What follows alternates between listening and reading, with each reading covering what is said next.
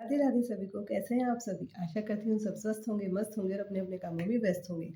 तो आप सभी लोगों ने देखा होगा कि श्री कृष्ण जी हमेशा अपने मुकुट पर एक मोर पंख धारण करते हैं। क्या आप जानते हैं श्री कृष्ण जी ऐसा क्यों करते हैं? तो आइए आज के ब्लॉग में मैं आपको बताती हूँ कि श्री कृष्ण जी आखिर अपने मुकुट पर हमेशा मोर पंख क्यों धारण करते हैं।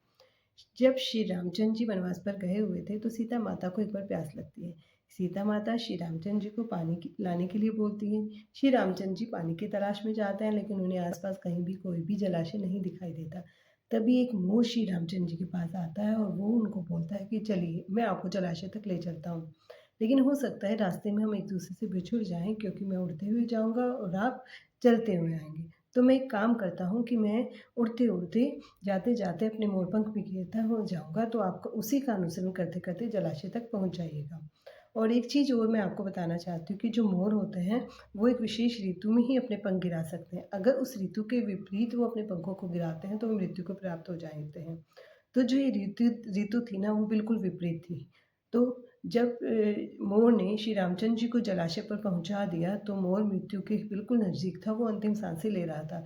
लेकिन अंतिम साँसें लेते-लेते उसने श्री रामचंद्र जी से कहा कि मैं कितना भाग्यशाली हूँ कि मुझे जो जगत की प्यास बुझाते हैं, उनकी प्यास बुझाने का आज मुझे सौभाग्य प्राप्त हुआ है।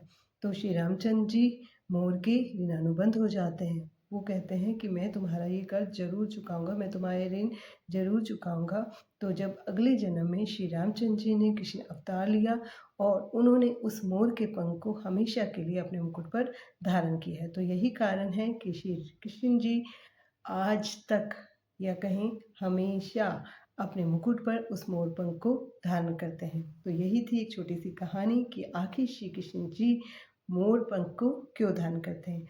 आशा करती हूँ आपको ये प्रसंग पसंद आया होगा, तो मेरे चैनल को लाइक एंड सब्सक्राइब कर दीजिएगा। धन्यवाद।